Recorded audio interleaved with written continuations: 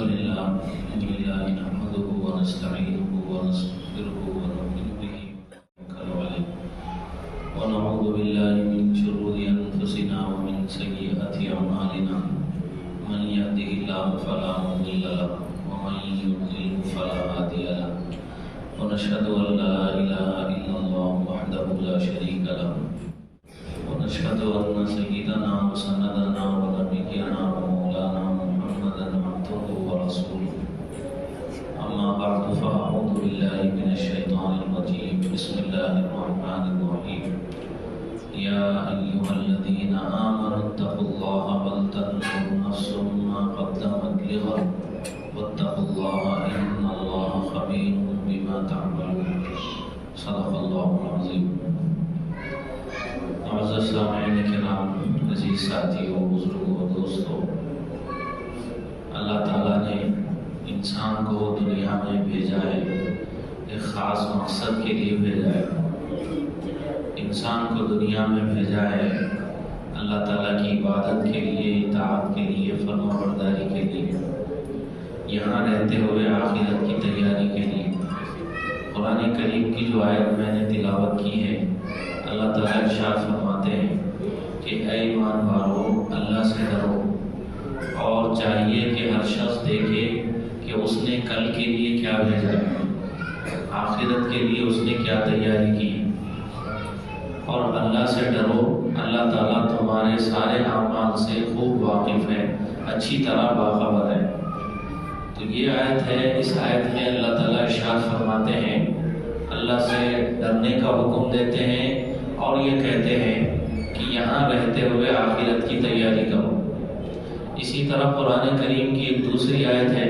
اس آیت میں اللہ تعالیٰ ارشاد فرماتے ہیں، انفقوا مما رزقناکم من قبل ان یأتی احدکم الموت، کہ اے لوگوں، تم میں سے کسی کے پاس موت آنے سے پہلے اللہ کے دیے ہوئے مال میں سے اللہ کے راستے میں خرچ کرو. جو مال اللہ نے تم کو دیا ہے اس مال میں سے اللہ کے راستے میں خرچ کرو. تم میں سے کسی کو موت آنے سے پہلے کام کر لو. کیوں؟ اس لیے کہ تم میں سے کسی کے پاس جب موت کا وقت آ جائے گا، موت آ جائے گی، تو انسان یہ تمنا کرنے لگے گا کہ اس کو تھوڑی سی مہلت دی جائے اور پھر وہ صدقہ کرے، خیرات کرے، اچھے کام کرے، نیکی کے کام کرے. وہ یہ تمنا کرے گا، خواہش کرے گا. لیکن وَلَن يُؤَخِّرَ اللَّهُ نَفْسًا إِذَا جَاءَ أَجَلُهَا، جب کسی شخص کا آخری وقت آ جاتا ہے، اللہ تعالیٰ اس کو پھر مہلت نہیں دیتے. دنیا میں جو کچھ بھی وقت ہے یہ اللہ تعالیٰ کی طرف سے دی ہوئی ایک مہلت ہے، اللہ کی طرف سے ملا ہوا وقت ہے. اس کو غنیمت سمجھنا چاہیے، اس سے فائدہ اٹھا لینا چاہیے. اور جو کچھ بھی اللہ کے راستے میں بندہ خرچ کرنا چاہتا ہو، جہاں بھی اچھے مقامات پہ بندہ خرچ کرنا چاہتا ہو، اچھی جگہوں پہ بندہ خرچ کرنا چاہتا ہو، خرچ کر لے. اس وقت کو غنیمت سمجھے. جب موت کا وقت آئے گا پھر انسان مہلت طلب کرے گا کہ اس کو تھوڑی سی مہلت دی جائے. وہ کچھ اچھے کام کرے گا، صدقہ کرے گا، خیرات کرے گا، نیکی کے کام کرے گا، تو پھر اس کو مہلت نہیں ملے گی.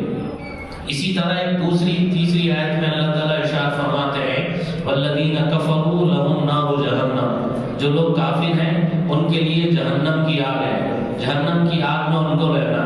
والذین کفروا لہم نار جہنم لا یقضی علیہم فیموتوا ولا یخفف عنہم من عذابها، ان پر نہ موت کا فیصلہ کیا جائے گا کہ وہ مر جائے، اور نہ ان کے اوپر سے عذاب کو ہلکا کیا جائے گا. نہ عذاب میں کوئی تخفیف ہوگی، نہ عذاب ہلکا کیا جائے گا، اور نہ ہی موت کا فیصلہ کیا جائے گا کہ مر جائے اور سکون مل جائے. کذالک نجزی کل کفور، ہر ناشکرے کو ہم ایسے ہی سزا دیتے ہیں. اللہ تعالیٰ کہتے ہیں ہر ناشکرے کو ہم ایسے ہی سزا دیتے ہیں. وہم یصطریخون فیہا، یہ جو کافر ہیں جہنم میں چیخیں گے، چلائیں گے اور کہیں گے ربنا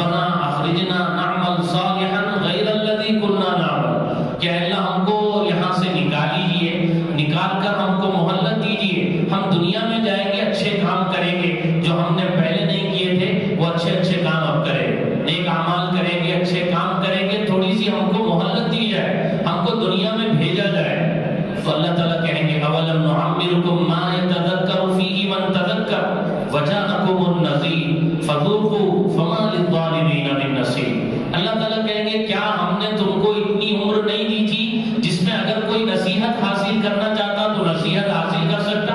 60 سال کی عمر ملی تھی، 70 سال کی عمر ملی تھی، 100 سال کی عمر ملی تھی، اس عمر میں اگر کوئی نصیحت حاصل کرنا چاہتا تو نصیحت حاصل کر سکتا، اور تمہارے پاس ڈرانے والا بھی آیا تھا۔ وجاءکم النذیر، رسول آئے تھے اور رسول کے نائب آئے تھے اور ڈرانے والے آئے تھے، اللہ کے عذاب سے خوف دلانے والے آئے تھے اور اللہ کے عذاب سے ڈرانے والے آئے تھے، لیکن تم نے ان کے ڈرانے پر کوئی توجہ نہیں دی اور ان کے ڈرانے سے تم نے کوئی فائدہ نہیں اٹھایا اور یہاں کے لیے تم نے کوئی تیاری نہیں کی۔ فذوقوا فما للظالمین من نصیر، تم اب یہ جہنم کا عذاب چکھو۔ ایسے کافروں اور ظالموں کا آج کوئی حمایتی نہیں، آج کافروں کا کوئی مددگار نہیں، تو اس وقت افسوس کریں گے، پچھتائیں گے اور اللہ سے مہلت طلب کریں گے۔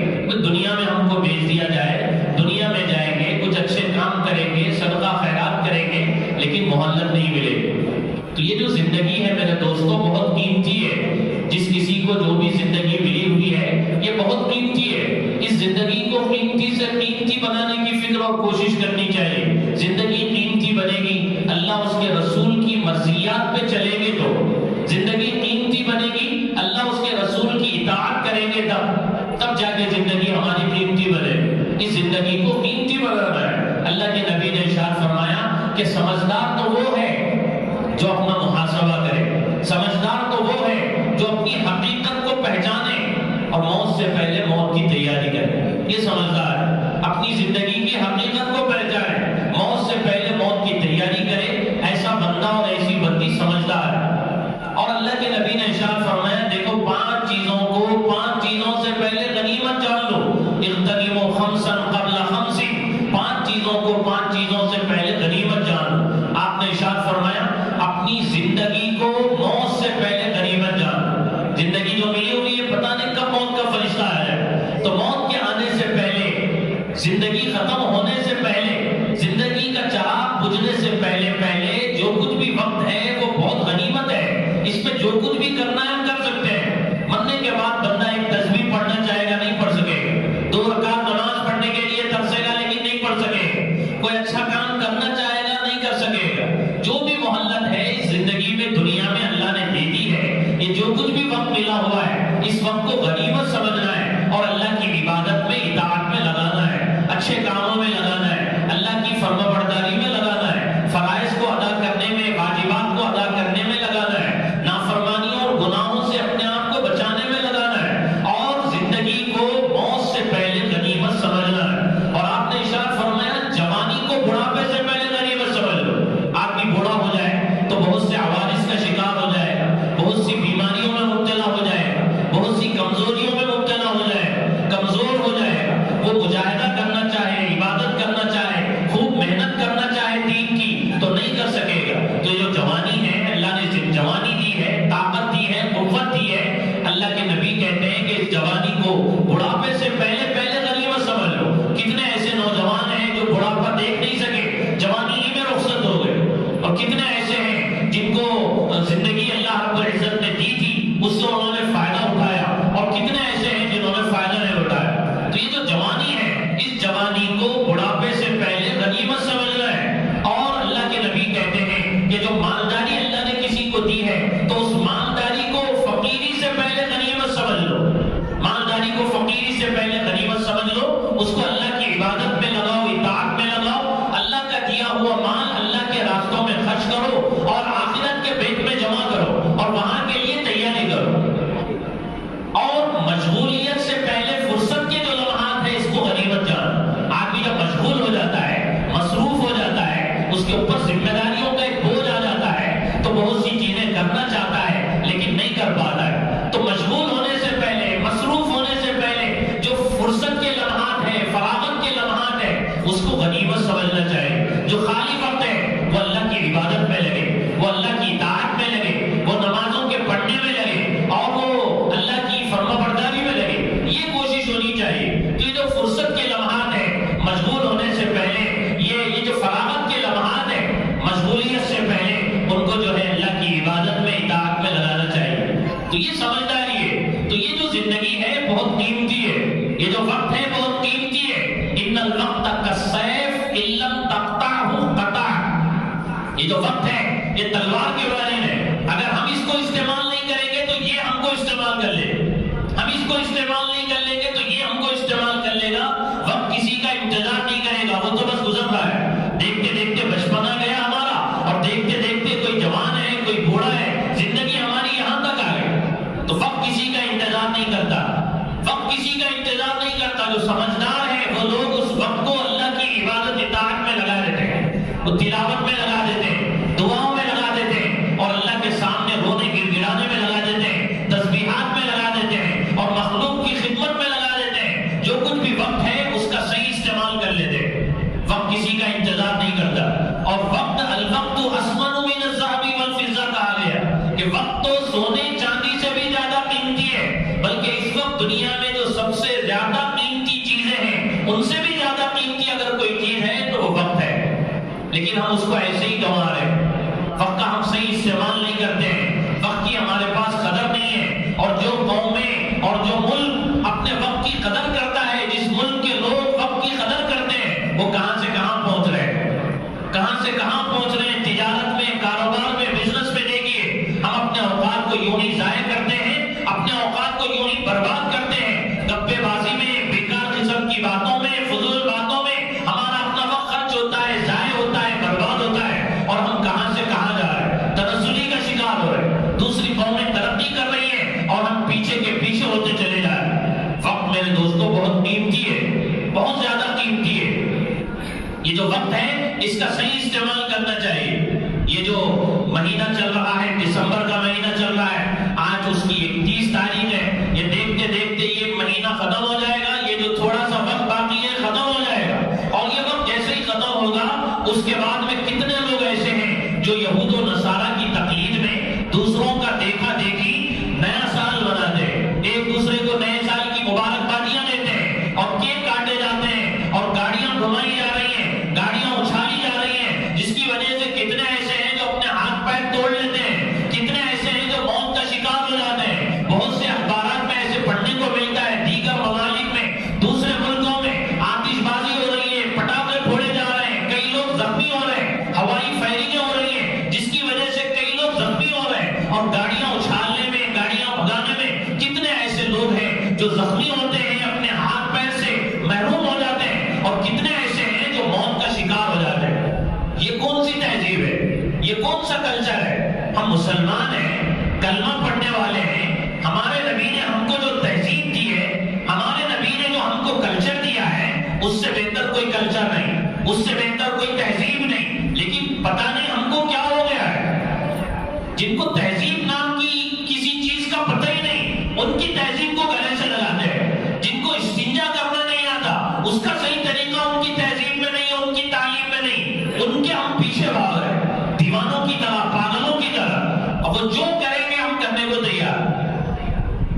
وہ عورتوں جیسا لباس پہنیں گے تو ہمارے کتنے ایسے نوجوان ہیں جو اپنا حلیہ زنانہ بنا کے فخر کریں، عورتوں جیسا لباس پہنے، وہ سر پہ چوٹیاں رکھیں گے، ہم اپنے سر پہ چوٹیاں رکھ کے فخر محسوس کریں۔ یہ فخر کی چیز ہے، یہ تو شرم سے ڈوب مرنے کی بات ہے کہ ہمارے نبی نے ہم کو کتنا بہترین کلچر دیا اور کتنی بہترین تہذیب دی۔ ہمارے نبی نے جو کام جس طریقے پہ کیا ہے، اس کام کے کرنے کا اس سے بہتر کوئی طریقہ ہے۔ جو کام جس طریقے پہ ہمارے نبی نے کیا ہے، اس کام کے کرنے کا اس سے بہتر کوئی طریقہ نہیں۔ کھانا کھانے کا جو طریقہ ہمارے نبی نے ہم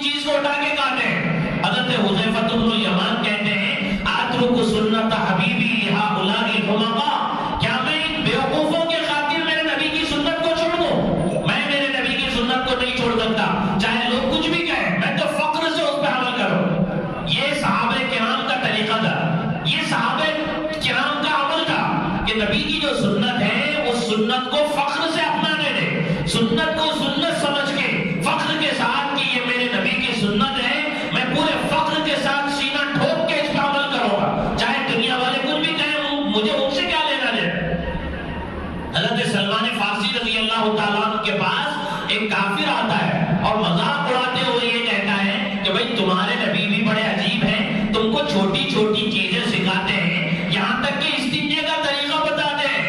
ہنسنے لگا اور مذاق اڑانے لگا، تو انہوں نے کہا کہ ہاں ہمارے نبی ہم کو چھوٹی چھوٹی چیزیں سکھاتے ہیں، استنجے کا طریقہ سکھاتے ہیں، اور یہ بتاتے ہیں کہ استنجے میں نہ قبلے کی طرف پیٹ ہونا چاہیے نہ پیٹھ ہونی چاہیے، یہ بھی سکھاتے ہیں کہ استنجا دانے ہاتھ سے نہیں کرنا چاہیے، یہ ہمارے نبی کی تعلیمات ہے، یہ بھی سکھاتے ہیں کہ استنجا کسی گندی چیز سے، گوبر، لید وغیرہ سے نہیں کرنا چاہیے، کسی ہڈی وغیرہ سے نہیں کرنا چاہیے، یہ ہمارے نبی کی تعلیم ہے، ہم تو اس کے اوپر فخر کے ساتھ عمل کریں، یہ تو ہمارے دین کی، سمجھیے یہ ہمارے دین کی خاصیت ہے، چھوٹی چھوٹی چیزیں سکھائی گئی، پیدائش سے لے کے موت تک کوئی ایسی چیز نہیں ہے جو ہمارے نبی نے ہم کو نہ سکھائی ہو، ہر چیز سکھائی ہے، ہر شعبے میں، زندگی کی ہر فیلڈ میں ہمارے نبی نے ہماری رہبری کی، رہنمائی کی، لیکن افسوس کی بات ہے کہ جس نبی نے زندگی کے ہر شعبے میں ہماری رہبری کی ہو، رہنمائی کی ہو، یہ ہم نہیں بلکہ غیر اس کا اعتراف کرتے ہیں، غیر مسلم، یہودی، عیسائی،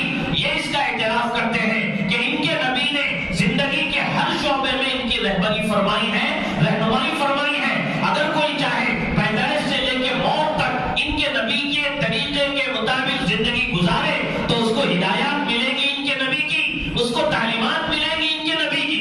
یہ یہودی عیسائی اعتراف کرتے ہیں کہ بھائی ان کے پاس سب ہے، تو جس کے پاس سب ہے، اتنا بہترین کلچر ہے، اتنی بہترین تہذیب ہے، اتنی بہترین تعلیمات ہے، اس کے باوجود ہم ادھر ادھر دیکھ رہے ہیں۔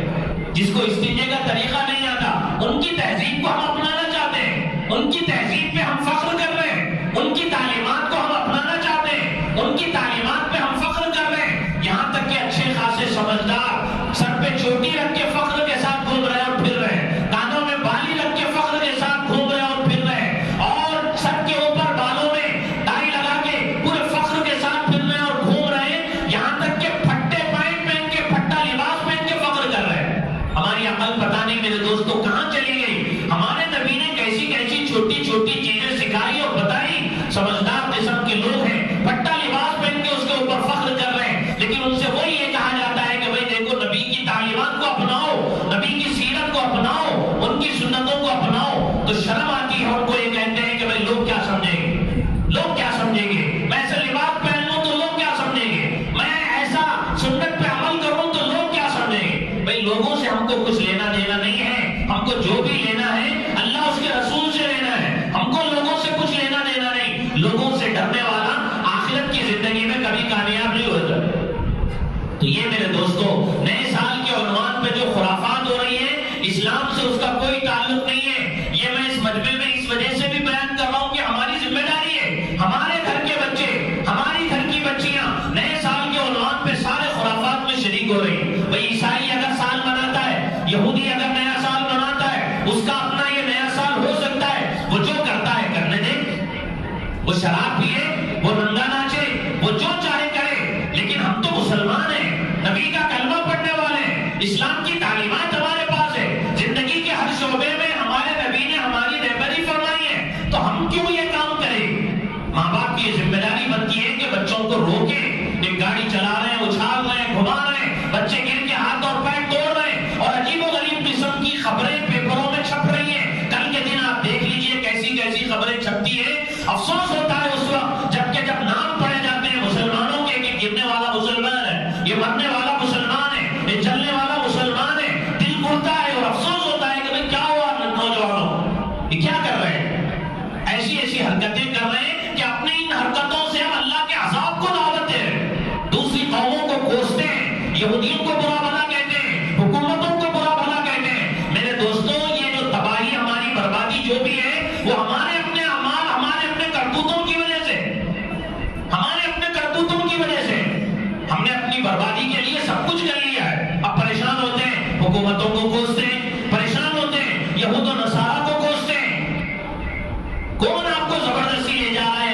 خرافات میں کون آپ کو لے جاتا ہے ناچنے کودنے پہ مجبور کر رہے ہیں؟ کون کر رہا ہے؟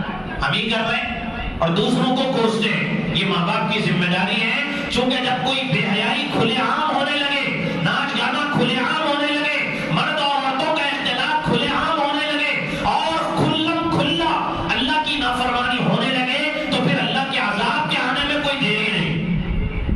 یہ برائی ہے، بے حیائی ہے، یہ شیطانی راستہ ہے، یہ دجالی راستہ ہے۔ ماں باپ کو چاہیے اپنے بچوں کو روکے کہ بھئی کہاں جا رہے ہو تم؟ یہ ہمارا طریقہ نہیں۔ بھئی ہمارا سال تو محرم سے شروع ہوتا ہے۔ جو بوڑھے ہیں، جو بزرگ ہیں، جو ضعیف ہیں، ان کو پتا ہوتا ہے کہ ہمارا سال محرم سے شروع ہوتا ہے، لیکن کتنے ایسے نوجوان ہیں ان کو تو پتہ ہی نہیں کہ ہمارا سال کب شروع ہوتا ہے۔ محرم سے ہمارا سال شروع ہوتا ہے، بہت سے نوجوانوں کو پتہ ہی نہیں۔ اب یہ جو عیسائی ہیں، یہ جو یہودی ہیں، یہ نیا سال منا رہے ہیں، ان کے نئے سال کے جشن میں مسلمان مرد اور مسلمان عورتیں شریک ہو رہی ہیں، ہمارے بچے، ہمارے گھر کی بچیاں شریک ہو رہی ہیں۔ یہ بے حیائی کا راستہ ہے جو اپنایا جا رہا ہے۔ ماں باپ کی ذمہ داری بنتی ہے کہ وہ ماں باپ اپنے بچوں کو ان بے حیائیوں سے روکے، ورنہ جب عذاب آئے گا تو ان پہ بھی آئے گا اور ہم پہ بھی آئے گا۔ جب کوئی عذاب آئے گا تو ان لوگوں پہ بھی آئے گا جو برائیوں سے لوگوں کو روکتے نہیں۔ ماں باپ بچوں کو دیکھ رہے ہیں کہ برائی کر رہے ہیں، بے حیائی کر رہے ہیں، روکتے نہیں ہیں، تو ان کے اوپر تو عذاب آئے گا جو بے حیائی میں مبتلا ہے، لیکن ان پہ بھی آئے گا جو دیکھ کے روکتے نہیں، منع نہیں کرتے، ان کے اوپر بھی آئے گا۔ یہ اللہ کے نبی نے پیشین گوئی نہیں کی، لَتَتَّبِعُنَّ سَنَنَ مَنْ كَانَ قَبْلَكُمْ شِبْرًا بِشِبْرٍ وَذِرَاعًا بِذِرَاعٍ۔ یہ اللہ کے نبی نے پہلے ہی پیشین گوئی دے دی۔ اللہ کے نبی نے پہلے ہی بتا دیا تھا کہ تم یہود و نصارہ کے طریقوں پہ چلو گے، حَتَّى لَوْ دَخَلُوا جُحْرَ ضَبٍّ لَتَبِعْتُمُوهُ۔ یہاں تک آپ نے ارشاد فرمایا تھا کہ اگر وہ کسی گوہ کی بل میں گھسیں گے تو میری امت کے بھی لوگ ایسے ہوں گے، اس کی بل میں بھی گھسنے کی کوشش کریں، ان کے راستے پہ چلیں گے، ان کے طریقے کو اپنائیں گے۔ یہ میرے دوستو ہمارے لیے فخر کی چیز نہیں ہے، ہماری تہذیب پہ ہم فخر کریں۔ سال گزر رہا ہے، زندگی کا ایک سال کم ہو رہا ہے، گھڑی کا ایک ایک سیکنڈ جیسے جیسے آگے گزر رہا ہے، موت سے ہم ایک ایک سیکنڈ قریب ہوتے چلے جا رہے ہیں۔ ایک سال گزرتا ہے، ایک سال موت سے ہم قریب ہو گئے، زندگی ختم ہو رہی ہے، پانی کی طرح، برف کی طرح زندگی گھلتی چلی جا رہی ہے۔ ہم کو محاسبہ کرنا چاہیے، یہ سال ہم سے جو کوتاہیاں ہوئی، جو گناہ ہوئے، جو زیادتیاں ہوئی، جو نافرمانیاں ہوئی، ان سے ہم توبہ کریں گے، آئندہ ایسی حرکتیں ہم نہیں کریں گے، سچی پکی توبہ کریں گے۔ نمازیں ہم چھوڑ رہے تھے، فجر میں ہم نہیں آتے تھے، فجر میں ہم نہیں اٹھتے تھے، دوسری نمازیں ہم نہیں پڑھتے تھے، فرائض کا اہتمام نہیں کرتے تھے، واجبات اور محرمات کا ہم اہتمام نہیں کرتے تھے، واجبات کا اہتمام نہیں کرتے تھے، فرائض کا اہتمام نہیں کرتے تھے، حرام سے ہم نہیں بچتے تھے۔ یہ کوشش ہونی چاہیے کہ ہم ان سارے گناہوں سے سچی پکی توبہ کریں گے، فرائض و واجبات کا اہتمام کریں گے، حرام سے اپنے آپ کو بچائیں گے، اللہ کی نافرمانی سے اپنے آپ کو بچائیں گے، اس طرح کی بیہودہ مجلسوں میں شریک ہونے سے اپنے آپ کو بچائیں اور اپنے بچوں کو روکیں گے۔ دیکھو یہ اللہ کے عذاب کو دعوت دینا ہے۔ جب کوئی قوم کھلم کھلا اللہ کے حکم کی خلاف ورزی کرے گی تو اللہ کی غضب کو للکارے گی، اللہ کی غضب کو للکارے گی، قریب ہے کہ اللہ کا عذاب ان پہ آئے۔ اس لیے اس سے اپنے آپ کو بچانے کی کوشش کرنی چاہیے۔ اللہ سے دعا ہے جو کچھ کہا گیا اس پر عمل کی توفیق نصیب فرمائے۔ آمین۔ وآخر دعوانا الحمدللہ رب العالمین۔